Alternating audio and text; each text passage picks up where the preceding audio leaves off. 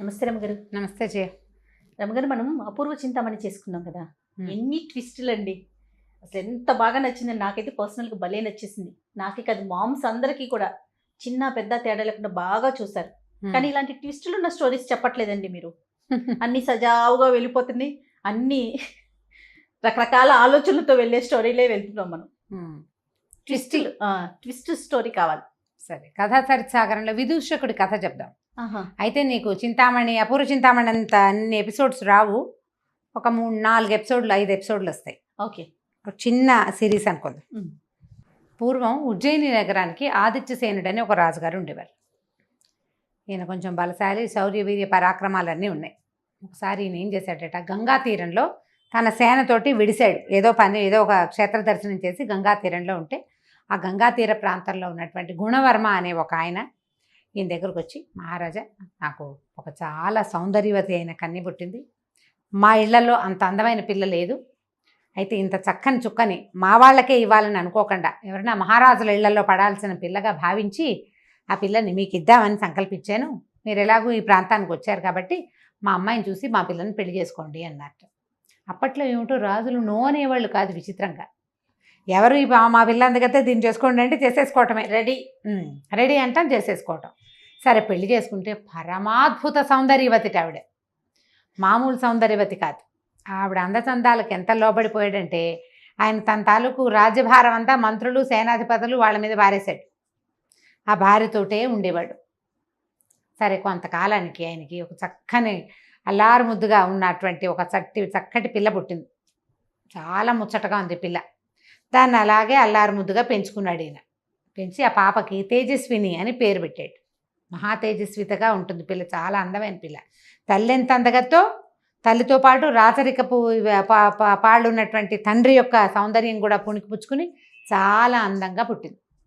ఆ పిల్లంటే ఎంత ముద్దో ఎంత ఇదో. అయితే ఇలా ఎంతసేపు అంతఃపురానికే పరిమితి అయిపోయాడు ఆయన. అంటే దాంట్లోనే ఉండిపోయాడు, అంతఃపురంలోనే ఉండిపోతున్నాడు ఎక్కువగా. ఇంకా అసలు వ్యవహారాల జోలికి వెళ్ళడు. మంత్రులు చూస్తారు, సైన్యాధిపతులు చూస్తారు. ఇలాగా దానికోసమే ఉండిపోయేసరికల్లా సామంతులు కొంతమంది తిరగబడి ఏం చేస్తారు, ఈ రాజ్యాన్ని సొంతం చేసుకోవడానికి ప్రయత్నం చేస్తారు. సరే, ఒకనాడు ఏమైంది, ఒక సామంతుడు యుద్ధానికి వచ్చేసరికల్లా యుద్ధం అంటే మామూలుగా వ్యవహారాల్లోకి పెద్దగా రావట్లేదు, కానీ ఇలాంటి పెద్ద వ్యవహారాలు చూస్తున్నాడు ఆయన. సరే, ఏం చేశాడు, కూతురు కొంచెం 8-9 సంవత్సరాలు, అట్లా 10 ఏళ్ళు ఉన్నాయి ఇంచుమించుగా. ఆ పిల్లని, అమ్మాయి నేను కూడా వస్తానంటే ఒక పీడి ఏనుగు, ఆడ ఏనుగు మీద అమ్మాయిని కూర్చోబెట్టాడు. అంబారీలో చూస్తోంది అనమాట, యుద్ధం చూడడానికి వచ్చింది. ఒక బ్రహ్మాండమైన గుర్రం ఒకటి వేసుకున్నాడు. ఆ గుర్రాన్ని డైరెక్ట్ చేస్తున్నాడు. గుర్రంతో ఏనుగుని వెనకాల ఉంచుకున్నాడు. ఈయన ముందుకెళ్తుంటే ఈ చూపించే కూతురికి ఇట్లా తను ఎలా స్వారీ చేస్తాడో చూపించే ప్రయత్నంలో ఏమైంది, ఈ యుద్ధ భూమిని వదిలిపెట్టి ఆ గుర్రం పిచ్చెక్కినట్టు పరిగెత్తేసింది ఎక్కడికో. రాజుగారు మాయమైపోయేసరికల్లా ఈ సైనికులంతా కలవలబడ్డారు. దాంతో ఒక టెన్షన్ పుట్టేసింది, రాజుకి ఏదో అయిపోయిందని. ఆ టెన్షన్ తోటి ఏం చేశారు, విపరీతంగా యుద్ధం చేశారు, సామంతుడిని తరిమి కొట్టేశారు. కానీ రాజు మాత్రం ఎక్కడికి వెళ్ళిపోయాడో వాళ్ళకి తెలియలే. ఆ గుర్రం వెర్రెక్కినట్టు వెళ్ళిపోయింది ఇటో. పిల్ల ఏడ్చేస్తోంది, తండ్రి పారిపోతున్నాడు, ఎక్కడికో వెళ్ళిపోతున్నాడు. పారిపోవడం కదా, అది వెళ్ళిపోయాడు అంతే. ఆ గుర్రానికి ఒక రకమైన తిక్క పుట్టేసింది అనమాట. దానికి ఆ తిక్క పుట్టడానికి కారణం ఏంటంటే పక్కన ఏనుగు మీద కూర్చుంది కదా రాజకుమార్తె. ఆ ఏనుగు ఘీంకరించేసరికి దాని చెవిలో మోగింది. అది దానికి తిక్క పుట్టింది దానికి. ఇక వీళ్ళంతా ఉన్న వాళ్ళంతా సైన్యం అంతా అలా వెనక్కి వచ్చేసింది. పిల్లని చూసుకున్నారు, బాగానే జాగ్రత్తగా ఇంటికి తెచ్చేశారు లోపలికి, అంతఃపురంలోకి. ఇక ఆ పిల్ల ఏడవటం మొదలుపెట్టింది, మా నాన్నో అని. దాని జ్వరం వచ్చేసింది అది చిన్నపిల్లకి. రాజుగారు అయిపోజాలేడు. ఆ గుర్రం పరిగెత్తి అర్ధరాత్రి వేళకు ఒక అడవిలో ఆగేసరికల్లా రాజుగారు ఎట్లా కొట్లా దాన్ని ఆపి దిగి దానికి దండం పెట్టాడు. అమ్మ, నా తల్లి, ఎన్నేళ్ళ నుంచో నా దగ్గర ఉన్నావు, ఎప్పుడూ ఇలాంటి పని చేయలేదు. నువ్వే ఇప్పుడు నాకు దైవానివి. నేను ఎక్కడికి వచ్చానో ఏమిటో కూడా తెలియట్లేదు. నాకు అర్థం కాల ఈ పిచ్చి పరుగులో. నీకు తెలిసి ఉంటుంది, నన్ను రక్షించని ఆ గుర్రాన్ని కావలించుకొని బోల్సేపు ఏడ్చాడు. ఆ గుర్రం అక్కడ కాస్త మంచినీళ్ళు తాగి కాస్త ఇంతపడి అది కూడా మెల్లిగా ఆలోచించుకుంది. మెల్లిగా ఆయన గుర్రం ఎక్కంగానే నిదానంగా నడుచు, అంతకుముందు పిచ్చెక్కనట్టు పరిగెత్తింది కదా, నడిచి 3:15-4 అవుతుండగా ఉజ్జయిని నగర ద్వారాలు దాటించి ఓ చోట వదిలేసింది ఆయన. మొత్తానికి నగరం దాకా తీసుకొచ్చి పడిపోయింది గుర్రం. ఈయన దిగి చూసుకున్నాడు. ఈ పొద్దున్న మధ్యాహ్నం 10 మొదలుపెట్టిన పరుగు ఈయనకి జుట్టంతా రేగిపోయి ఒళ్ళంతా పిచ్చిగా పిచ్చిగా అయిపోయి బట్టలు కకావికలైపోయి ఎట్లా ఇప్పుడు అంత పిచ్చి పరుగులో ఏమవుతుందో తెలియదు. దుమ్ము ధూళి మొహం నిండా. సరే ఇట్లా ఈ 4 గంటలు పావు తక్కువ 4 గంటలకి ఈ మఠం ఒక మఠంలాగా ఉంది అక్కడ. కొంతమంది బ్రాహ్మణులు అక్కడ ఉన్నారు. అక్కడికి వెళ్ళాడు. వెళ్ళేసరికల్లా వాళ్ళేమనుకున్నారు, ఉజ్జయిని నగర ప్రారంభంలోనే ఒక శ్మశానం ఉంది. శ్మశానాన్ని దాటాకే నగర ద్వారాన్ని ఆనుకునే మఠం. అయితే ఈ ద్వారము సేనా పరిరక్షితంగా లేదు. సైన్యం గనక ఉండి సైనికులు ఉంటే రాజును గుర్తుపట్టేవాళ్ళు, గుర్రాన్నైనా గుర్తుపడతారు కదా. కనీసం ఎవ్వరూ లేరు. పొద్దునైన యుద్ధం గోలలో ఈ దారి వాళ్ళు వదిలిపెట్టేశారు. వాళ్ళు వదిలేశారు. ఎవ్వరూ లేరు అక్కడ. ఉంటే బాగుండేది ఆయన సంగతి. ఈ మఠం దగ్గరికి వెళ్ళాడు. వెళ్ళేసరికి అలా బయట కొంతమంది బ్రాహ్మణులు నిద్రపోతున్న వాళ్ళు ఉన్నారు, కొంతమంది లేచున్నారు. ఈ వస్తున్నటువంటి రాజుని, ఆయన బట్టలు, ఆయన రేగిపోయిన జుట్టు, ఆయన మొహం చూసి భేతాళుడో ఎవరన్నా భూతావిష్టుడో లేచి శ్మశానం నుంచి వచ్చేస్తున్నట్టు భావించారు. అరిచర్చి కేకలు పెట్టేశారు. ఈయన లోపలికి ప్రవేశించబడి రాజు నిర్వహించే మఠమే అది. అప్పట్లో రాజ్యాల్లో ఉండే మఠాలు, అన్నదాన సత్రాలు, యాత్రా శిబిరాలు అవన్నీ రాజే నిర్వహిస్తాడు. రాజుకే ప్రవేశం దొరకల అక్కడ. వాళ్ళందరూ అరిచి కేకలు పెట్టారు, పో అన్నారు, మంత్రోచ్చాటం చేశారు. కొంతమంది నీళ్ళు తెచ్చి చల్లారు, గంగాజలం చల్లారు ఈయన మీద. ఈయన ఏం చెప్పబోయినా వాళ్ళ గోలలో వాళ్ళు వినిపించుకోవాలి. అయితే ఈ బ్రాహ్మణ సమాజంలో ఒక యువకుడైన బ్రాహ్మణుడు ఒక అతను ఉన్నాడు, విదూషకుడు అతని పేరు. అతనికి ఒక అగ్నిమంత్రం ఉంది. ఆ మంత్రం పునశ్చరణ కొన్ని లక్షలు చేసేసరికి అతనికి అగ్నిదేవుడు ఒక ఖడ్గాన్ని ప్రసాదించాడు. ఎప్పుడు కావాలంటే అప్పుడు ఆ ఖడ్గం అతని చేతిలోకి వస్తుంది. ధైర్యశాలి, అతనికి భయం లేదు. అగ్నిదేవుడు సాక్షాత్కారం లభించిన వాడికి ఏం భయం ఉంటుంది. అతని బ్రాహ్మణులందరినీ కసిరేశాడు. ఉండండి, ఏమిటో మీరు ఆగండి అని. బయటకు వచ్చాడు.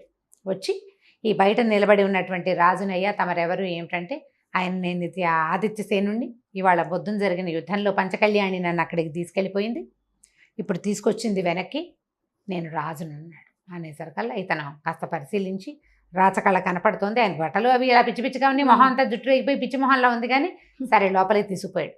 తీసుకెళ్ళి ఆయనకి మొహం కాళ్ళు చేతులు కడిగిచ్చి ఏదో తినడానికి కొద్దిగా ద్రవ పదార్థం ఏదో తాగడానికే ఇచ్చి మజ్జిగ లాంటిది, పడుకోండి మహారాజాని పక్కేసి పడుకోబెట్టాడు. మిగిలిన వాళ్ళంతా తిట్టారు కానీ అతను వినిపించుకోవాలి. ఈయన రాజే నేను నమ్ముతున్నాను అన్నాడు. ఇతను కొంచెం బలశాలి, ధైర్యశాలి కదా, కాస్త జబరగా మాట్లాడగలిగేవాడు ఎవడైనా ఉంటే మిగిలిన వాళ్ళు తగ్గుతారు. అవును, వాయిస్ పెరిగేసరికి. సరే ఈయన మర్నాడు పొద్దున ఇతను ఏం చేశాడు, గుర్రం అక్కడెక్కడో పడిపోయింది కదా, నడుచుకుంటూ వెళ్ళి ఆ పడిపోయిన గుర్రం ఎక్కడుందో అక్కడి నుంచి తీసుకొచ్చాడు. గుర్రాన్ని తీసుకొచ్చి దానికి కాస్త గడ్డి గాదం, కొంచెం తినడానికి ఉలవలు అవి పెట్టి, దాణా కాస్త పెట్టి, దాన్ని కొద్దిగా నిమిరి దాన్ని స్వస్థతపరిచి జీను అది రెడీ చేసి వాకిట్లో నుంచోబెట్టాడు. ఈయన నిద్ర లేచేసరికి ఆయన మొహం కడుక్కోవడానికి ఏర్పాట్లు చేసి కాస్త ఏదో ఆహారం పెట్టి గుర్రం ఎక్కించాడు. జాగ్రత్తగా వెళ్ళరండి ప్రభు, ఇది నగరం తాలూకు ముఖద్వారమే, ఈయన కోట అక్కడెక్కడో లోపల ఉంది, చాలా దూరం వెళ్ళాలి. సరే పంపించాడు. పంపించేసరికి ఆయన అబ్బాయి నీ పేరు ఏమిటి సంగతి సందర్భం కనుక్కున్నాడు. తన పేరు విదూషకుడని, ఈ మఠంలో ఉంటాడని తెలుసుకుని ఆయన ఏం చేశాడు, సరే వెళ్ళిపోయాడు. వెళ్ళాక ఏం చేశాడంటే కొద్ది రోజులు కాస్త సెటిల్ అయ్యాక వీళ్ళని పిలిపించి వీళ్ళకి ఈ మఠానికి విదూషకుడికి మొత్తానికి కలిపి ఒక 10 గ్రామాలు వీళ్ళ పేరు మీద రాశాడు. రాసేసరికల్లా వీళ్ళంతా ఆనందపడిపోయారు. అక్కడున్న బ్రాహ్మలంతా, వాళ్ళంతా ఆ ఊరు నుంచి ఈ ఊరు నుంచి చేరి ఆ మఠంలో ఉంటున్న వాళ్ళు. కొందరికి కుటుంబాలునే, కొందరికి కుటుంబాలు లేవు. వాళ్ళందరూ కలిసి ఎంజాయ్ చేయడానికి ఈ 10 గ్రామాల సంబారాలు వాళ్ళకనమాట. దాంతో వీళ్ళల్లో వీళ్ళు చాలా కలహించుకునేవాళ్ళు. నేను గొప్ప అంటే నేను గొప్ప అనుకునేవాళ్ళు, కొట్టుకు చచ్చేవాళ్ళు. వాళ్ళ రాజుగారు వచ్చినప్పుడు మొదట నేనే గుర్తుపట్టానని వాడు ఒకడు, ఇట్లా గందరగోళంగా ఉండేది. అప్పుడు ఒక నిష్ఠురొకడో ఏదో ఒక ఆయన వచ్చి అతను ఏమన్నాడంటే, మీరు కొన్నాళ్ళు పోయాక మీరంతా ఇక్కడ కొట్లాటలు వస్తాయి, కుక్కలు చింపిన విస్తరైపోతుంది మీ మఠం అంతాను, మీ పద్ధతులు ఏం బాగుండలేదు, మీరు అసలు మీలో ఒకడు ఎవడో ఒకడు ఒక ధైర్యశాలి ఒక సాహసికుడిని నాయకుడిగా పెట్టుకోండి. ఈ గుంపంతకి కలిపి మఠం వచ్చింది, ప్రతివాడు రాజే ఇక్కడ, అలా ఉండకూడదు కదా, ఒక నాయకుడు ఉండాలి, వాడి మాట వినాలంటే సరే ఎవరు మాలో సాహసికుడు, నాకు అంత ధైర్యం ఉందంటే అంత ఉంది, నాకు ఇంత ఉంటే ఇంత ఉంది చెప్పుకున్నారు. ప్రతివాడికి రాజు అయిపోవాలనిపిస్తుంది. అవకాశం వస్తే ప్రతివాడు నేను గొప్ప అంటాడు. అప్పుడు ఇతను ఏమన్నాడంటే, అలా కాదు, ఒక పని చేద్దాం, ఆలోచించి సరిగా ఒక నియమం పెట్టుకుందాం. ఇక్కడికి దగ్గరలో శ్మశానం ఉంది కదా, 3 దొంగల్ని కొరతేశారు అక్కడ. ఎవడైతే అర్ధరాత్రి వెళ్ళి ఆ ముగ్గురు దొంగల ముక్కులు కోసుకొస్తాడో వాడు అత్యంత సాహసి, వాడే మీకు నాయకుడు అన్నాడు. బ్రాహ్మలు వాళ్ళెవరో దొంగల్ని ముట్టుకుని వాళ్ళ ముక్కులు కోయటం ఏమిటి? జనం తగ్గిపోయారు, మా వల్ల కాదనుకున్నారు. మరి ఇప్పుడు రాజ్యం చేయాలంటే ఎలాంటి వాడు కావాలి? వాడికి అన్నీ కావాలి, ముక్కు కాదు పెగ్ కొయ్యాలన్నా కొయ్యాల్సిందే. వాడు బ్రాహ్మడైతే ఏమిటి, ఇంకోటి అయితే ఏమిటి. కాబట్టి ఈ ముక్కులు కొయ్యాలి. ఎవరు చేస్తారంటే విదూషకుడు అన్నాడు నేను చేస్తాను అని చెప్పాడు. నేను చేస్తానంటే సరే అందరు నవ్వారు. నీ వల్ల అవుతుందని. నా వల్ల అవుతుంది, నేను చేయగలను అన్నాడు. రాత్రి 12 గంటల వేళ బయటికి పంపించారు. ఏం చేస్తావో చెయ్యి నువ్వని. ఇతను ఆ మఠంలో నుంచి బయటకు వెళ్ళగానే అగ్నిదేవుడిని తలుచుకుని తనకు ఒక ఖడ్గం దొరికింది కదా, ఆ ఖడ్గం పుచ్చుకుని వెళ్ళాడు. వెళ్తే రాత్రి 12ంటికట శ్మశానంలో ఢాకినీ గణాలు తిరుగుతూ ఉంటాయట. ఢాకినులు బతికున్న ఏమైనా ఇలా శిక్షలు పడిన వాళ్ళ రక్తం తాగుతాయి, శవాలలో మిగిలిపోయిన మాంసం ఉంటే తింటాయి, మహాభయంకరంగా భూతగణాలు ఉంటాయి అక్కడ. ఇప్పుడు ఉన్నాయో లేదో నాకు తెలీదు, నన్ను అడగండి. ఢాకినీ గణాలు తిరుగుతూ ఉంటాయి. సరే ఈయన వెళ్ళాడు. ఇలా మొహాలు పైకెత్తిపోయి ఉన్నటువంటి ఆ ముగ్గురు దొంగలది ముక్కులు కోసేశాడు. కోసి ఉత్తరీయంలో మూట కట్టుకున్నాడు. వెనక్కి తిరిగి వస్తుంటే అతనికి ఒక విచిత్రమైన దృశ్యం కనపడింది.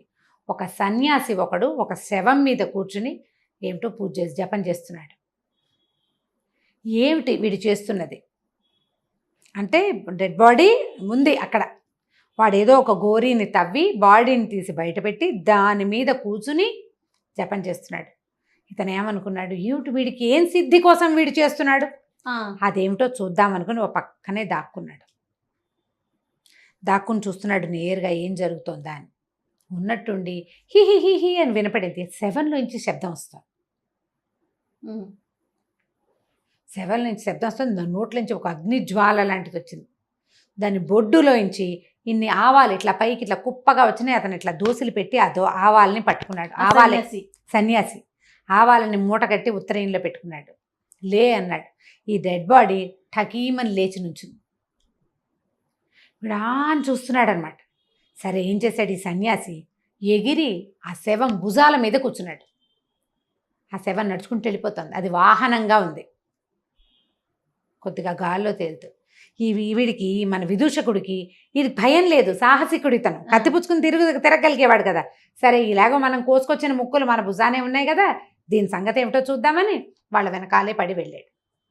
వెళ్ళేసరికల్లా వాడు ఎక్కడికి వెళ్ళింది, ఈ సన్యాసిని మోస్తున్నటువంటి డెడ్ బాడీ ఒక కాళీ మందిరం, పురాతన దేవీ మందిరం ఒకటి ఉంది. మామూలుగా ఎవ్వరూ తిరగరు అక్కడికి, పాడుపడిపోయి ఉంటుంది. అందులోకి వెళ్ళేసరికి శవం ఢామ్ అని కింద పడిపోయింది. అది కింద పడిపోయింది. ఈయనేమో దిగి సన్యాసి లోపలికి నడిచి వెళ్ళిపోయాడు. శవం పని అయిపోయింది అక్కడ. దాన్ని అక్కడ ఆపి తను లోపలికి వెళ్ళాడు అనమాట. మళ్ళీ అతను లేస్తే బయటకు వస్తే ఇది లేచి నుంచుంటుంది. అక్కడి నుంచి లోపలికి వెళ్ళాడు. లోపలికి వెళ్ళేసరికి ఆ సన్యాసి పెద్ద చూస్తే లోపల బ్రహ్మాండమైన కాళీ విగ్రహం కనిపించింది. భైరవ శక్తి చాలా పెద్దది. వీడు పోయి దండం పెట్టాడు. సన్యాసి ఈ మన విదూషకుడు అట్లాగే చూస్తున్నాడు ఉత్సాహంగా. ఏంటి జరుగుతుంది ఇప్పుడు అనేసరికల్లా, నేను నీకు శవ పూజ చేశాను, నాకు ఏమిటి ఆకాశగమన శక్తి లభించింది. వీళ్ళు ఆకాశంలోనే వచ్చాడు, అతను పరిగెత్తుకుంటూ రాలా. శవం కొంచెం గాల్లో తేలుకుంటూ వచ్చింది. ఆకాశగమన విద్య లభించింది నాకు. మరి ఇప్పుడు ఏం చేయమన్నావో చెప్పు. ప్రపంచంలో ఉన్నవన్నీ నాకు కావాలి, నాకు అన్నీ కావాల్సిందే. ఎలాగైనా నేను ఏం చేయమంటే అది చేస్తాను, ఎలాగైనా నువ్వు చెప్పింది చేస్తా. నువ్వు శవ పూజ చేయమన్నావు, చేశాను, అది అయిపోయింది. ఇప్పుడు నన్ను ఏం చేయమంటావు అని అడిగితే, ఈ భైరవ శక్తి లోపల నుంచి చెప్పింది, ఆదిత్యసేనుడి కూతురుని తెచ్చి నాకు బలివ్వు,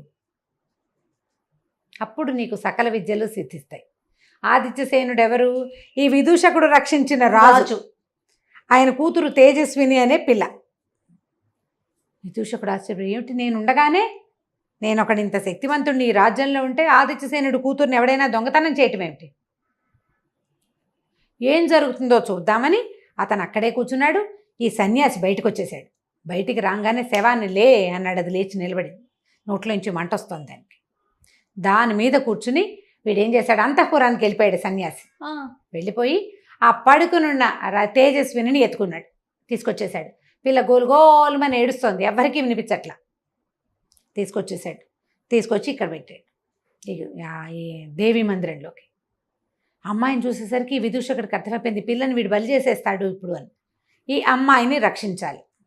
ఆ అమ్మాయికి ఒక 16 ఏళ్ళు ఉన్నాయి, 16 ఏళ్ళు, ఓ 16 ఏళ్ళు అంటే పెళ్ళిడికి వచ్చిన పిల్లే. ఆ పిల్లని తీసుకొచ్చేసాడు. తీసుకురాగానే ఈ మూల నుంచునున్నాడు విదూషకుడు. తీరా చూస్తే ఆ పిల్లని ఒక చోట కూర్చోబెట్టి అది ఏడ్చేస్తుంది మా నాన్న అమ్మ అనుకుంటూ. అర్ధరాత్రి మరి నిద్రలో తీసుకొచ్చాడు కదా, వాడు ఆ కత్తి తీసి ఆ పిల్లని చేసే లోపల ఈ విదూషకుడు వీడి దగ్గర ఆగ్నేయాస్త్రం ఉంది, తన దగ్గర అగ్ని ఇచ్చినటువంటి అస్త్రం ఉంది కదా. ఆ కత్తి ఆగ్నేయాస్త్రం పేరున్నటువంటి పెద్ద మహాఖడ్గం.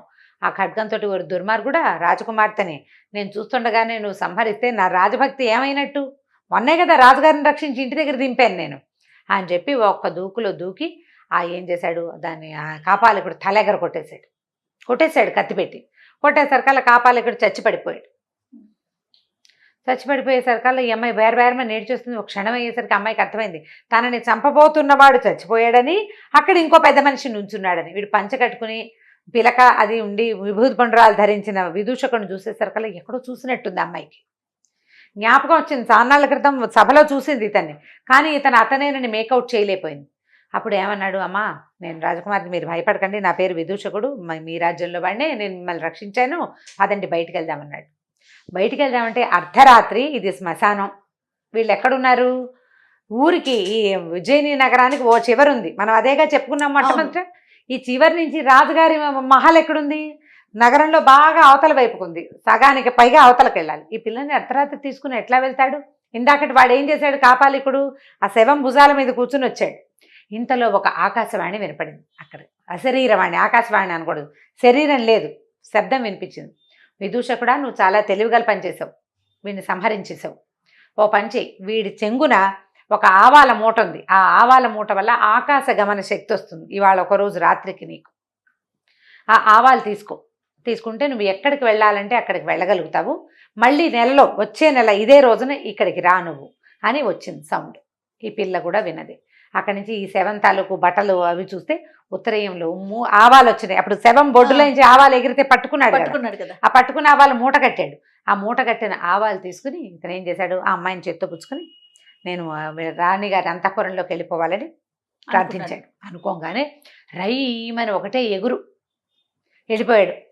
ఆ అమ్మాయితో సహా అంతఃపురంలో వాలేసరికల్లా, అమ్మా నువ్వు పడుకో, మరి ఆకాశగమన విద్య ఇవాళ ఒక్కరోజే ఉంటుందండి అని చెప్పింది కదా ఆ శరీరమని, మరి నేను వెళ్ళిపోతాను, రాత్రి ఏంటి వెళ్ళిపోతా, తెల్లారేసరికి నేను విడిగా నడిచి వెళ్ళలేను కదా అంటే, ఆ పిల్ల బోరుమని నడిచింది. నువ్వు వెళ్ళిపోవద్దు, నన్ను అక్కడ బతికిచ్చావు, ఇక్కడ ఉండటానికే నాకు భయంగా ఉంది, నువ్వు పక్కనే ఉంటే ధైర్యంగా ఉంటా. వాడు కనుక లేచొస్తే, లేదా ఆ శవం మీద ఎత్తుకెళ్ళాడు నన్ను, ఆ శవం లేచొస్తే మనం ఏం చెయ్యాలి? కనీసం నీ చేతిలో కత్తుంది, నీ దగ్గర ఆవాలున్నాయి, ఆ రెండు ఉన్న నువ్వు ఉంటే నాకు ధైర్యంగా ఉంటుందని పిల్ల ఏడ్చేసరికల్లా ఇంకేం చేస్తాడు? సరేలే కానున్నది కాకమాందని ఆ ఆవాల చెంగును మూట అలాగే ఉంచుకొని ఆ అమ్మాయిని పడుకోమన్నాడు. తనేమో ఓ పక్కన కుర్చీలో కూర్చున్నట్టు చల్లగా నిద్ర పట్టేసింది. ఇది ఎంత పరిగెత్తాడు, శ్మశానానికి వెళ్ళాడు, శ్మశానం నుంచి పరిగెత్తుకుంటూ వచ్చి కాళికాలయానికి వచ్చాడు, ఆ శవం వెనకాల పరిగెత్తుకొచ్చాడు, తిరుగుతున్నాడు హైరాణ. దాంతో నిద్ర పట్టేసింది. ఈ పిల్ల మాత్రం పెద్దగా నిద్రపోలే, భయంతో అలాగే అతను చూస్తూ కూర్చున్నది. తెల్లవారేసరికల్లా లేచి బయటికి వెళ్ళింది. పాపం ఈయన అలసిపోయాడు, ఆయన పడుకున్నాడని.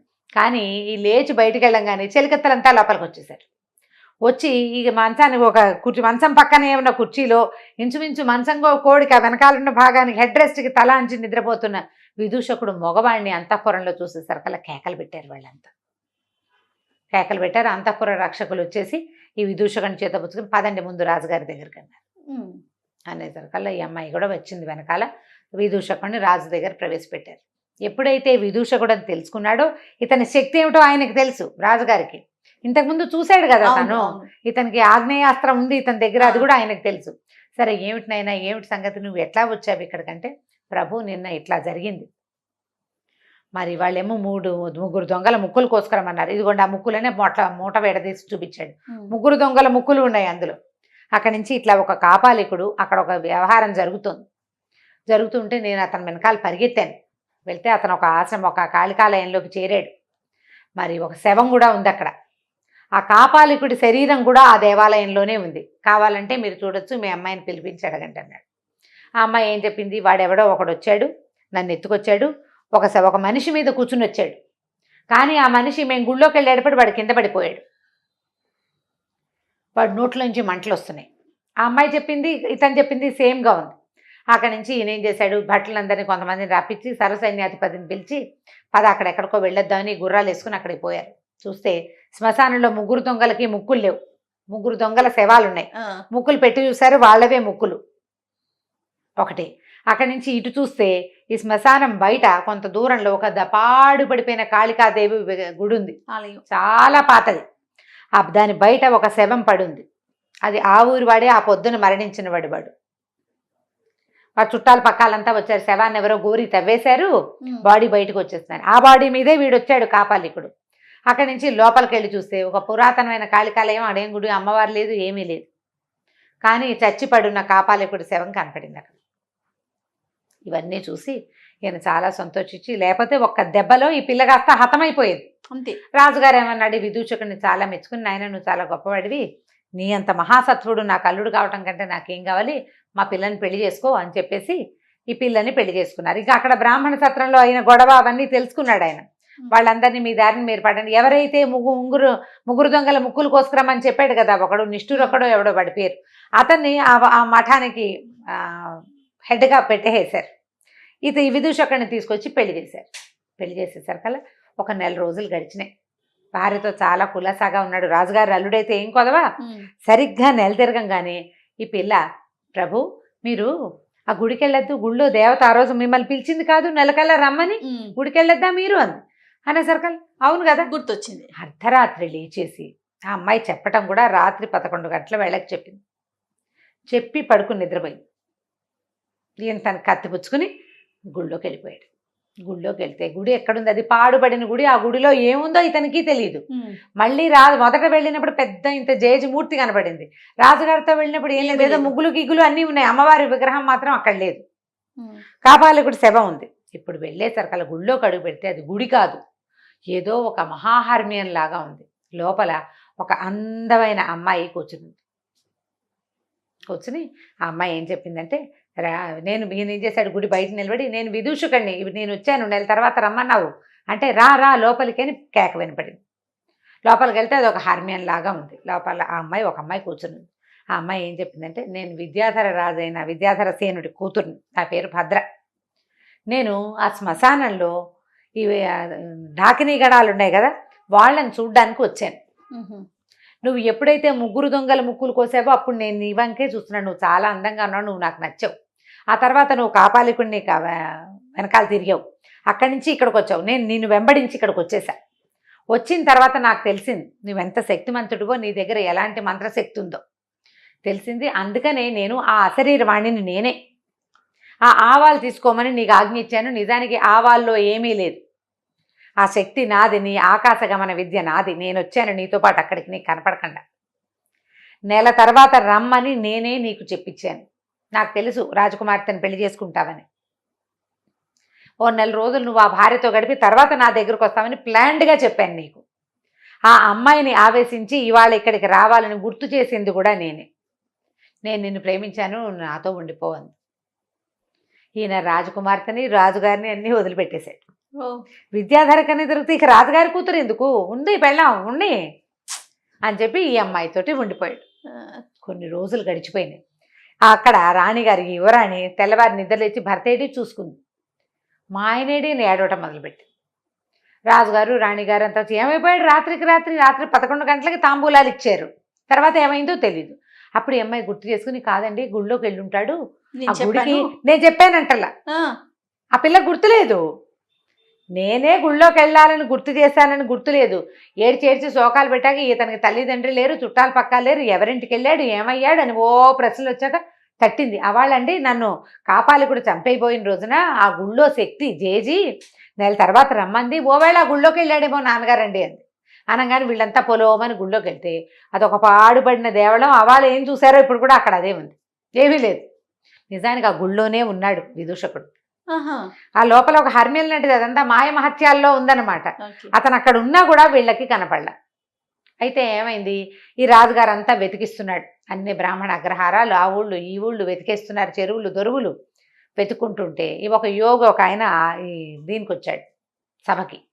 వచ్చినప్పుడు ఆయన యువరాణిని చూసి అమ్మాయి నువ్వేం బెంగపెడకు, మీ ఆయన మంచి ఏమంటారంటే దివ్యోత్తేజాన్ని పొందుతున్న దశలో ఉన్నాడు, ఇప్పుడు తిరిగి వస్తాడు, తిరిగి రాడేమో అని భయపడబోక నువ్వు, ఆయన చాలా దివ్య వైభవాన్ని పొందుతున్న పరిస్థితుల్లో ఉన్నాడు అతని జాతకం ప్రకారం.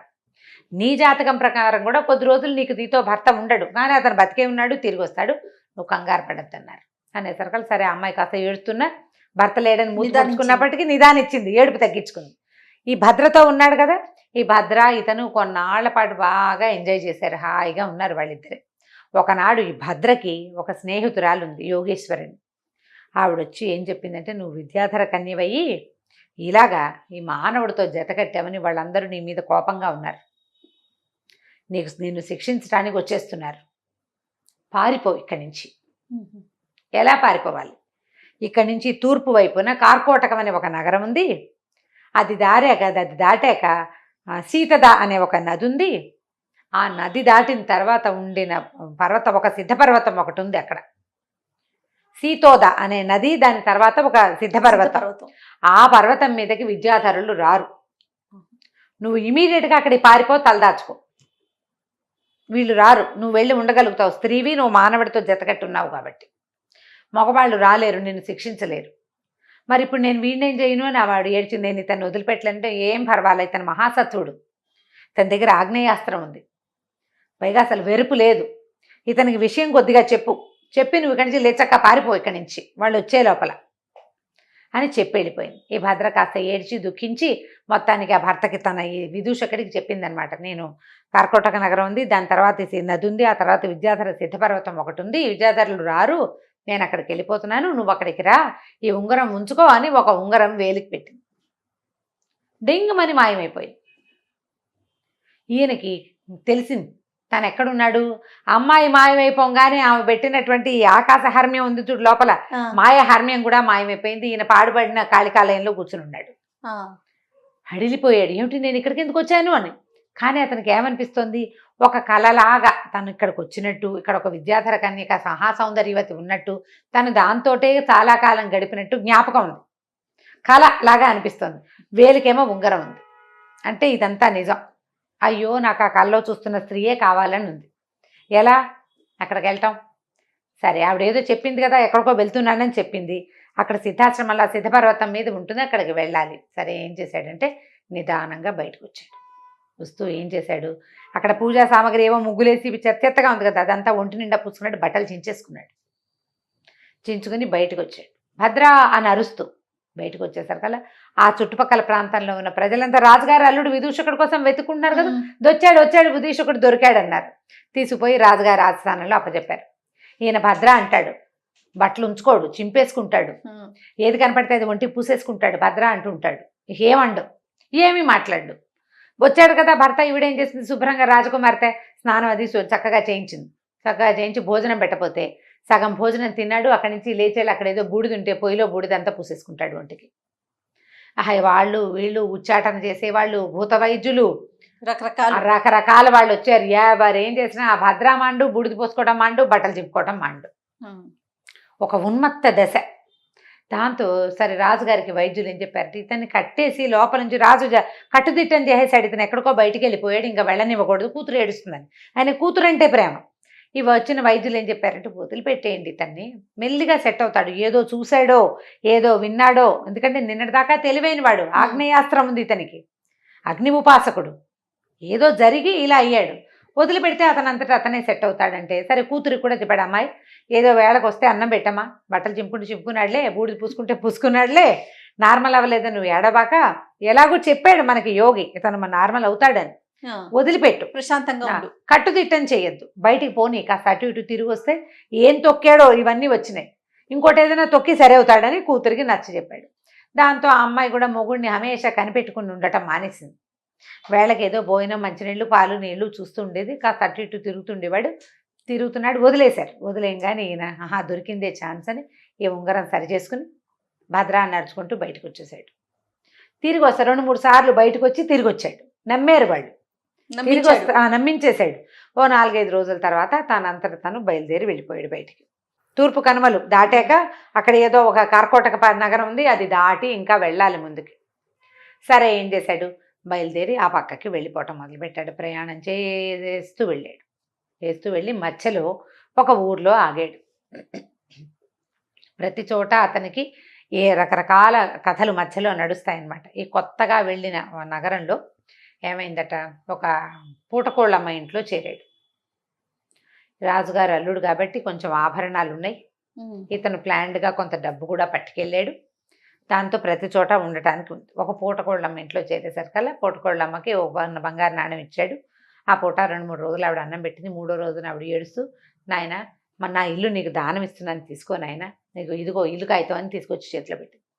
తెల్లబోయాడు, ఇదేమిటమ్మా కాగితం ఇస్తున్నావు, ఏదో అన్నం పెట్టావు, నేను నీకు ₹1 ఇచ్చాను, రేపు పొద్దున వెళ్ళిపోతాను నేను అంటే, కాదు నాయన, ఇక నేను బతికి కూడా వృధానే, చచ్చిపోతాను నేను ఎలాగోను, ఇక నేను బతికుండి కూడా ఏమీ ఉపయోగం లేదు, చచ్చిపోతాను. చచ్చిపోయే ముందు ఒక సద్బ్రాహ్మణుడికి, ఒక ఉత్తమ వ్యక్తికి నా ఆస్తి పాస్తి ఇల్లు వాకిలు ఇచ్చేస్తే సరిపోతుందని అనిపించింది అనేసరికల్లా, నీకు అంత కష్టం ఏమొచ్చింది, ఏమిటి నీ బాధ ఏమిటమ్మా అని అడిగాడు. అడిగేసరికల్లా ఏం చెప్పాను ఆయన, ఈ ఊరు రాజుగారు, ఆయన పేరు దేవవర్మ ఏదో రాజుగారు, ఆయన చాలా కాలం దుఃఖించి పిల్లలు లేరని ఏడవగా ఆయనకు ఒక కూతురు పుట్టింది, సర్వాంగ సుందరి, దుఃఖలబ్ధిక అమ్మాయి పేరు, దుఃఖం వల్ల పొందిన పుత్రిక కాబట్టి ఆ పేరు పెట్టారు. ఈ దుఃఖలబ్ధిక మహాసౌందర్యవతి. రాజుకి తన కూతురుని చూసుకుని ఎంత గొప్ప. సరే ఏం చేశాడు ఆయన, ఒక ఆయనకి ఇచ్చి పెళ్లి చేశాడు, ఇంకో రాజుగారికి, పక్క ఊరి రాజుగారికి, సామంత ప్రభుకి. ఈ పెళ్ళయింది, పొద్దున పిల్లాన్ని ఇద్దరిని అంతఃపురంలోకి పంపించారు. అమ్మాయి బాగానే ఉంది, అబ్బాయి చచ్చిపోయాడు. పెళ్లి కుమారుడు మరణించాడు. దాంతో ఆయన ఏం చేశాడు, మళ్ళీ పెళ్లి చేశాడు. రెండోవాడు పోయాడు. 4 పెళ్ళిళ్ళు చేశాడు వరుసగా ఆయన. ప్రతివాడు వివాహం అవుతుంది, అంతఃపుర ప్రవేశము, రాజకుమార్తెని ఆయన ఏమీ చేయడు, కానీ వాడు చచ్చిపోతాడు. దాంతో రాజు కొళ్ళు మండిపోయింది. ఎంతమంది చస్తారో చూస్తాను, ఈ ఊళ్ళో ఉన్నటువంటి బ్రాహ్మణ క్షత్రియ యువకులందరినీ ఒక్కొక్కడితో నా కూతురికి పెళ్లి చేయి, ఏ కారణం చేత చస్తున్నారో మనకు తెలియాలి, ఎవడో ఒకడు అడ్డం పడేవాడు ఒకడు గనక దొరుకుతాడు, కాబట్టి ఇట్లా ప్రయత్నించమన్నాడు. ఒక్కొక్క కుటుంబం నుంచి ఒక్కొక్క యువకుని పట్టుకుపోయారు నాయన. ఈ ఊళ్ళో సగం మంది క్షత్రియ కుమారులు, బ్రాహ్మణ కుమారులు మరణించారు. నా కర్మ కొద్దీ ఇవాళ మా ఇంటికి వచ్చింది ఆ వాట. నా కొడుకు రాజకుమారికి భర్త కాబోతున్నాడు రేపొద్దున. ఇక భర్త ఏమీ లేదు, అంతఃపురంలోకి పంపేటేమీ, వివాహం లేదు, ఆవిడ అంతఃపురంలో ఉంటుంది, డైరెక్ట్ అంతఃపురంలోకి పంపేస్తారు. తెల్లారేసరికి వాడు చచ్చిపడి ఉంటాడు అక్కడ, వాడు చచ్చిపోతాడు. నా కొడుకు ఎలాగూ చచ్చిపోతాడు, ఒక్క పిల్లాడు, నేను బతికుంటే ఏం చేస్తాను నాయన అనేసరికల్లా ఏదో ఉంది ఇక్కడ, ఎవరో ఈ అంతఃపురంలో వెళ్ళిన వాళ్ళని చంపేస్తున్నారు. రాజకుమార్తె చూస్తే సౌందర్యవతి, ఈ ఊళ్ళోనే పుట్టి పెరిగింది, ఆవిడదేం లేదు, ఆవిడ లబోదిబ్బమని ఏడుస్తుంది. నాకు వద్దు నాన్న, ఇలా నా కోసం ఎవరిని చంపద్దు నాన్న అని అమ్మాయి ఏడుస్తోంది. తండ్రి వింటల్లా. పిల్ల మంచిదే, ఏదో జరుగుతోంది. సరే ఏమన్నాడమ్మా, అన్నం పెట్టావు 3 రోజుల నుంచి, నీ రుణం తీర్చుకుంటాను నేను, నాకేమన్నా అవుతుందని నువ్వు బెంగ పెట్టుకోవద్దు, నీ కుమారుడి ప్రాణాలకు నా ప్రాణం అడ్డేస్తా, వాడిని పంపద్దు, నేను వెళ్తాను అన్నాడు. నేనే నీ కొడుకునని చెప్పు, నేను వెళ్తా అన్నాడు. కొద్దిగా భయపడింది, కానీ ఇతని సత్వము, అతని ధైర్యము, ఆ మాటల్లో ఉన్న తెంపరితనము అవి చూసేసరికి ఒప్పుకుంది. సరేనని. సరే రాజకుమార్తె అంతఃపురానికి బయలుదేరాడు విదూషకుడు. పౌండ్రపట్టణం అనే చోటకి వెళ్ళాడు. పూటకోళ్ళమ్మ ఇంటికి వెళ్ళాడు. పూటకోళ్ళమ్మ ఇంటికి వెళ్ళాడు. ఆవిడేమో నాస్తంతా నీకు ఇచ్చేస్తాను, ఏమిటంటే రాజుగారి కూతురు సంగతి చెప్పింది. ఏమన్నాడంటే, నీ కొడుకు బదులు బకాసురుడి దగ్గరికి భీమసేనుడి వెళ్ళినట్టుగా నేను వెళ్తానమ్మా అని చెప్పాడు. వెళ్ళాక ఏమైందో చూడాలి ఇప్పుడు మనం. సరే విదూషకుడు ఏం చేశాడు, సాయంకాలం చీకటి పడింది, శుభ్రంగా పూటకోళ్ళమ్మ పాలు పెరుగు పోసి అన్నం పెట్టింది, తిన్నాడు, వెళ్ళాడు. వెళ్తే లోపలికి వస్తుంటే అందరు చూస్తున్నారు, బాబా ఎంత బాగున్నాడు, మరి చక్కగా ఉన్నాడు అనుకున్నాడు. లోపలికి పోయాక ఆ రాజకుమార్తె బిక్కమొహం వేసుకుని చూసింది, ఏం చేసి చచ్చిపోవడానికి వచ్చినట్టే కదా, అయ్యో ఎంత బాగున్నాడు, వీడన్నా బతికితే వీడితో కాపురం ఉంటుంది కదా నాకు అని అనుకుని బాధపడుతుంది. అమ్మ మీ దారి మీరు పడుకోండి, నేను చూస్తానన్నాడు. రాజకుమార్తె వెళ్ళి పడుకుంది. ఈయన ఏం చేశాడు, గదిలో ఒక పక్కన కూర్చుని ఉన్నాడు. ఒక మూల అగ్నిని తలుచుకుని ఆగ్నేయమైనటువంటి ఖడ్గాన్ని తలుచుకోగానే చేతిలోకి వస్తుంది అనమాట. ఆ ఖడ్గాన్ని ధరించి ఒక మూల కూర్చున్నాడు. అర్ధరాత్రి అయిపోయింది. ఎవరు వస్తున్నారు అయితే దీనికి ఏం డౌటు, ఏదైనా సర్పమో ఏదైనా పురుగో ఏదో వస్తోందని అనుకుంటున్నారు. సర్పము పురుగు రాలా. కాసేపటి అయ్యాక ధన అడుగుల చప్పుడు వినపడింది. ఈ ఒక పెద్ద పెద్ద బ్రహ్మాండమైన పర్సనాలిటీ ఉన్న ఒక రాక్షసుడు వచ్చాడు అంతఃపుర ముఖద్వారంలోకి, ఆ గది తాలూకు ముఖద్వారంలోకి. అక్కడి నుంచి 2 చేతులు చాప, ఒక చెయ్యి ఇట్లా ఒక చెయ్యే చేతులు చాపాడు లోపలికి. చెయ్యి చాపి ఇట్లా అంటున్నాడు. అంటే ఎవరో దొరికితే దొరికిన వాడిని పట్టుకుంటారనమాట, ఈ రాజకుమార్తెతో పాటు ఉన్నవాడిని. ఈయన ఏం చేశాడు, వెంటనే ఆ కత్తి తీసి, ఓ దుర్మార్గుడా, నువ్వే వచ్చిన ఈ ఊళ్ళోకి, ఈ అంతఃపురంలోకి వచ్చిన మగవాళ్ళందరినీ తినేస్తున్నట్టున్నావు, నీ సంగతి చెప్తానుండని ఈ కత్తి పెట్టి ఒక్క వేటేశాడు. చెయ్యి తెగిపోయింది. ఇక్కడ దాకా చెయ్యి లోపల చాపాడు కదా, దెబ్బదాకా తెగిపోయి చెయ్యి అట పడిపోయింది. పడిపోయేసరికి రాక్షసుడు గగ్గోలు పెడుతూ పరిగెత్తుకుంటూ వెళ్ళిపోయాడు. అంతఃపురంలో ఎవరు కదలిక లేరు. ఈయన హాయిగా అయిపోయిందిగా. ఈ రాక్షసుడు చెయ్యి ఎలా పడిందంటే సరిగ్గా ఆ ద్వారానికి అడ్డంగా పడింది, ఇంకోళ్ళు ఎవరు లోపలికి రానివ్వకుండా. ఈయన ఖడ్గాని పక్కకు పెట్టుకుని శుభ్రంగా తను కూడా ఒక తివాచి చూసుకుని పడుకుని నిద్రపోయాడు. ఇంకెవరు రారు, వీడే ప్రతిసారి వస్తుంది. తెల్లవారేసరికల్లా గంటలు మోగాయి. ఇంకేముంది, శవమే, వాడు ఉండడు, చచ్చిపడి ఉంటాడని అనుకున్నారు. తీరా చూస్తే ఈయన చక్కగా హాయిగా పడుకుని నిద్రపోతున్నాడు. రాజకుమార్తె పడుకుంది. ఆవిడ లేచి చూసింది. అంతా వీళ్ళంతా వచ్చారు బయట నుంచి, పని వాళ్ళు వస్తారు కదా, అంతఃపుర సైనికులు, రక్షకులు, ఈ అమ్మాయిని సేవించేటువంటి సేవకురాళ్ళు, రాజుగారు, మంత్రి గారు, సైన్యాధిపతి, సమస్తమైన జనాభా వచ్చి చూసేసరికల్లా కళకళ్ళాడుతూ నుంచుని ఉన్నాడు విదూషకుడు. ఆశ్చర్యపోయారు. ఆ రాక్షసుడి చెయ్యి లోపల కనపడింది. నాయన, ఎవరు మహానుభావుడివి, నువ్వు ఎక్కడి నుంచి వచ్చావు, ఏమిటి అంటే ఈ విషయం వ్యవహారం అంతా చెప్పాడు. మా అమ్మాయిని వివాహం చేసుకో, ఇక్కడే ఉండన్నారు వాడు. కొద్ది రోజులు ఉన్నాడు అక్కడ, వివాహం చేసుకున్నాడు. మరి ఎవరి వల్ల అమ్మాయి రక్షించబడుతుందో ఆ పిల్ల నా దుఃఖలబ్ధికని అతనికే ఇవ్వాలి. కొద్ది రోజులుండి నేను వేరే వ్యవహారం మీద వెళ్తున్నానని చెప్పేశాడు. చెప్పి బయలుదేరాక ఏమైంది, ఈసారి ఏమైందంటే ఒక ఓడ వర్తకుడితోటి అంటే సముద్రం మీద ప్రయాణాలు చేసే ఒక వర్తకుడితోటి స్నేహం అయింది. ఇతనికి కార్కోటక నగరం, అక్కడికి వెళ్ళాలి ఈయన. సరే, ఈ వర్తకుడితో స్నేహం అయితే ఆ వర్తకుడు నేను ఆడ సముద్రం మీద వెళ్తానంటే రాజుగారితో చెప్పాడు, నేను మళ్ళీ వస్తానండి, ఇప్పుడే నేను ఇక్కడ ఉండటం నాకు కుదరదు, వేరే వ్యవహారం మీద వెళ్తున్నానని చెప్పి ఆ వర్తకుడితో కలిసి బయలుదేరితే సముద్రంలోకి వెళ్ళింది పడవ. చాలా దూరం, రోజులు గడిచిపోతున్నాయి. ఒక రోజులో జరగల ఇదంతా, నెలలు గడిచిపోయినాయి. ఈయన భద్ర కోసం వెళ్తున్నాడు. ఈ దారిలో ఏమైంది, సముద్రంలో పడవ ఉన్నట్టుండి ఆగిపోయింది. అది చిన్న పడవ అని చెప్తున్నాం కానీ కాదు, నౌక. అది చాలా పెద్దది, చాలామంది జనాభా ఉన్నారు. ఇక ఏం చేసినా ఆ పడవ కదలపోయేసరికల్లా ఆయన ఏమన్నాడు, ఆ ఓడ వర్తకుడు, ఎవరైతే ఈ ఓడని కదుపుతారో వాళ్ళకి నా సంపదలో సగం ఇచ్చి నా పిల్లనిచ్చి పెళ్లి చేస్తానన్నాడు. అనేసరికల్లా మన సత్వశీలుడు కదా ఇతను, విదూషకుడు చాలా మహాసత్వుడు. తను ఏమన్నాడు, నేను చూస్తాను, అసలు ఇక్కడ ఏముందో నేను చూస్తానని చెప్పి ఏం చేశాడు, ఆ సముద్రంలోకి ఆగ్నేయాస్త్రాన్ని పట్టుకుని దూకేసరికల్లా కిందకి వెళ్ళేసరికి అతనికి ఏం కనపడిందంటే ఒక మహాకాయుడైన ఒక రాక్షసుడు నిద్రపోతున్నాడు. ఆ నిద్రకి అతని పిక్కకి ఈ పడవ తాలూకు కింద భాగం ఉంటుంది కదా, ఈ మట్టిని కదుపుతూ నడిచేది, అది పట్టేసుకుంది. వీళ్ళు ఎంత ప్రయత్నం చేసినా పిక్క, అతను ఎంత మహాకాయుడు, ఈ ఓడకి కనీసం 20 ఇంతలు ఉన్నాడు. ఇతను ఏం చేశాడంటే ఈ ఆగ్నేయ కత్తి ఉంది కదా, దాంతో ఆ పిక్కని తెగ నరికేసేసరికి పడవ కదిలితే వెళ్ళే ముందు ఏం చెప్పాడు, ఇతనికి ఎట్లా వేశారు వీళ్ళని సముద్రంలోకి వెళ్ళటానికి, నడుముకి తాడేసి వదిలిపెట్టారు సినిమాటిక్గా. ఆ కింద పని అయ్యాక అతని పైకి లాగాలి. వాళ్ళకి చెప్పాడు, నేను కేక పెడతాను, పడవ కదలంగానే నన్ను లాగండి అన్నాడు.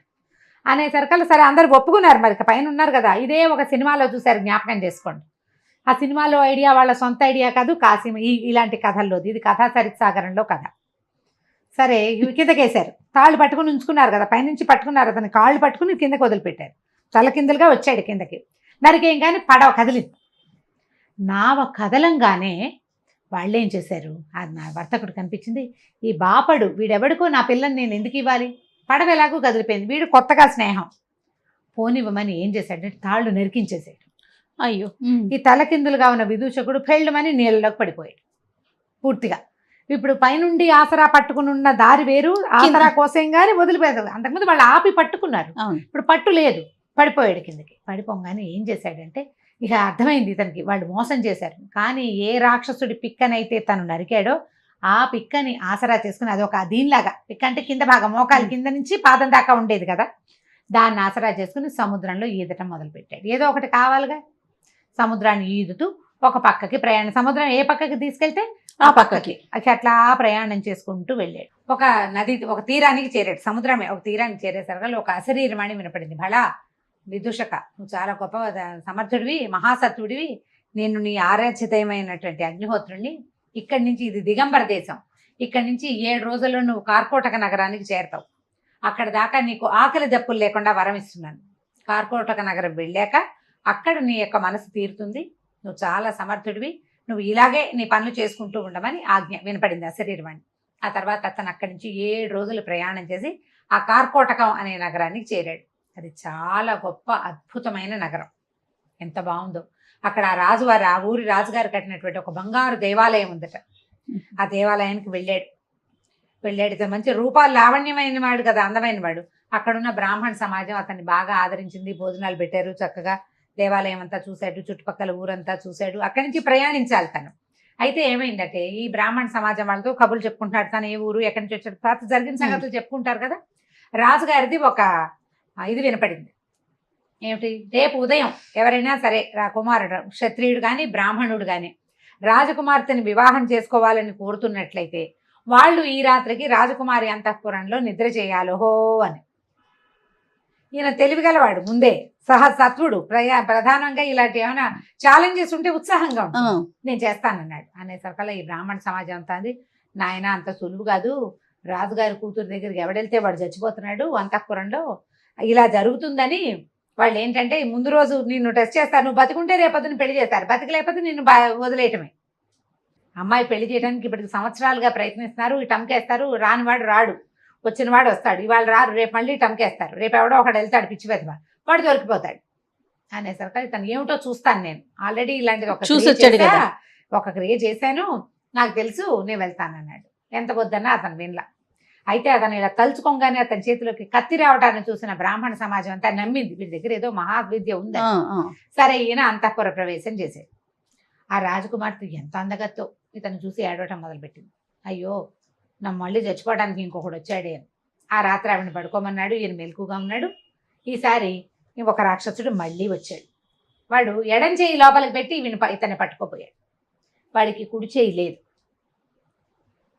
ఇతను ఏం చేశాడు, ఆ చేయి గట్టిగా పట్టుకుని వాడు జుట్టు పట్టేసుకున్నాడు.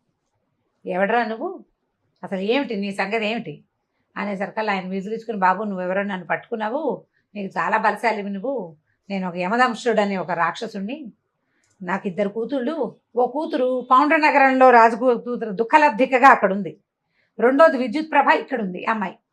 నా కూతుళ్ళు 2ని ఈ వేరే మానవులతోటి సంగమం కుదరదు వాళ్ళకి, అందుకని వాళ్ళని రక్షించడానికి వాళ్ళ దగ్గరికి ఎవరు వచ్చినా సరే నేను వాళ్ళని చంపేస్తాను, మగవాళ్ళు మా పిల్లల్ని ఏం చేయకూడదు.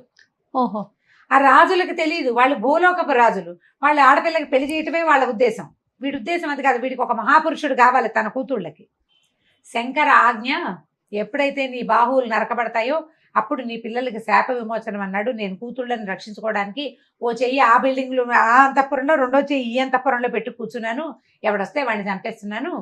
పౌండ్ర నగరంలో కూడా ఒకడు నా కుడి చేయి నరికాడు, ఇప్పుడు నువ్వు ఎడం చేయి నరికేసావు, నా జుట్టు కూడా పట్టుకున్నావు, నా శాప విమోచనం అయిపోయింది నాయన అనేసరికల్లా ఇతను చెప్పాడనమాట నవ్వుతూ, పౌండ్ర నగరంలో నీ చేయి నరికింది నేనే అనేసరికల్లా నాకు శాప విమోచనం అయిపోయింది, నేను ఇంకా నా పిల్లల్ని రక్షించక్కర్లేదు, నువ్వు నా కూతుర్ని పెళ్లి చేసుకుని హాయిగా ఉండు, నేను నీకు సేవకుడుగా ఉంటా, నువ్వు ఎప్పుడు ఎక్కడికి రమ్మంటే అక్కడికి వస్తాను, నన్ను తలుచుకుంటే వస్తాను, ఏ సహాయం కావాలన్నా చేస్తాను నాయన, నన్ను వదిలిపెట్టేయమన్నాడు. సరే, జుట్టు పుచ్చుకున్నాడు కదా, జుట్టు వదిలిపెట్టేయగానే రాక్షసుడు మాయమైపోయాడు. తెల్లారేసరికల్లా ఇతను సజీవంగా ఉండటం, రాజకుమార్తె చక్కగా ఉండటం చూసుకుని రాజుగారు చాలా సంతోషించి ఆ కార్కోటక నగర ప్రభు పిల్లనిచ్చి పెళ్లి చేశాడు. 2 కాదు, మొదట ఒక పెళ్ళయింది తేజస్విని తోటి. అవునవును, తేజస్విని, వీళ్ళిద్దరు భద్ర, 4. ఓహో, అక్కడి నుంచి కొద్ది రోజులు వీళ్ళ దగ్గర ఉన్నాడు. ఉన్నా కూడా ఇతనికి ఆ విద్యాధర కన్య ఉంది, ఆ భద్ర మీదే ఉంది మనసు, ఆమెను సాధించాలి ఎలాగైనా. అప్పుడు ఏం చేశాడంటే, మళ్ళీ వీళ్ళతోటి సరిగ్గా చెప్పకుండానే ఈ విద్యాధర కన్యను వెతుక్కుంటూ కార్కోటక నగరం నుంచి ఇతను బయలుదేరిపోయాడు విదూషకుడు.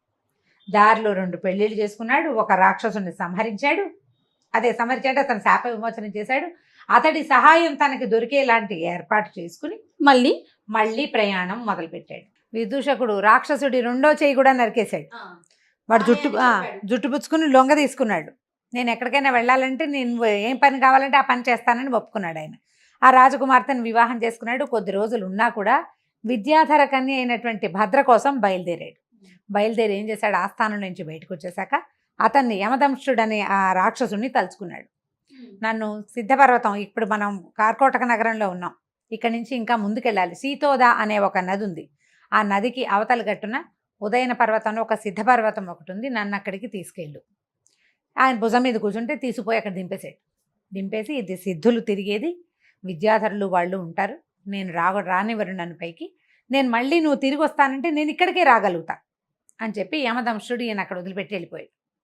సరే ఈయన ఏం చేశాడు, ఆ పర్వతం మీదకి ఎక్కాడు. ఎక్కితే ఎక్కగా బాగా చక్కగా తోటలాగా ఉండి ఒక బంగారపు దిగుడు బావి ఒకటి కనపడింది అక్కడ. దిగుడు బావి చుట్టుపక్కల తడితడిగా ఉంది, పాదాల గుర్తులు కనపడుతున్నాయి. అంటే ఇక్కడ ఎవరో తిరుగుతారనమాట. సరే ఏం చేశాడు, ఓ పక్కన కూర్చుని ఉన్నాడు. చాలాసేపటికి కొంతమంది ఆడవాళ్ళు ఇంత బిద్దెలు పుచ్చుకుని వచ్చారు. ఆడవాళ్ళవే పాదాల గుర్తులు అనమాట. ఓ పక్కన కూర్చున్నాడు. పక్కన కూర్చుంటే అడిగారు, ఎక్కడ వాడివి, ఏమిటి నువ్వు అంటే, ఊరికే చూడడానికి వచ్చాను అన్నాడు. ఈ నీళ్ళు ఎవరికి తీసుకెళ్తున్నారు అంటే, వాళ్ళలో ఒక ఆవిడ ఏం చెప్పిందంటే, విద్యాధర కన్యక ఒక ఆవిడ భద్ర అని ఉంది, ఆవిడ స్నానానికి తీసుకెళ్తున్నాము అంది. వీడికి మనవాడికి కావాల్సింది ఆవిడే కదా. సరే ఏం చేశాడు, వాళ్ళు బిందెల్లో నీళ్ళు నింపుకుంటున్నారు కదా, బిందెలో ఒక ఉంగరం వేసేసాడు. ఒక ఉంగరం ఇచ్చింది భద్ర, ఆ ఉంగరం వేసేసాడు. అయితే ఆ అమ్మాయి ఏ బిందెలో వేశాడో ఆ బిందె తాలూకు అమ్మాయి ఇచ్చి, అయ్యా కొంచెం ఎత్తవా ఈ బిందె నాకు, బిందె ఎత్తాలి కదా, ఇట్లా ఎత్తి పైన పెట్టాలి. బిందె ఎత్తి భుజం మీద పెట్టాడు. అక్కడే ఉన్నాడు. ఆ చుట్టుపక్కల తోటల్లో బొళ్ళని పళ్ళు గిళ్ళు ఉన్నాయి, కోసుకుని తిన్నాడు. ఆ నూతి దగ్గర కూర్చున్నాడు కదలకుండా. ఈ ఆడాళ్ళంతా నీళ్లు పుచ్చుకుని వెళ్ళారు. అక్కడ స్నానశాలలో పోసారు. ఆ బిందె ఎత్తి నీళ్లు పోస్తుంటే ఆవిడ ఒళ్ళో పడింది ఆ ఉంగరం.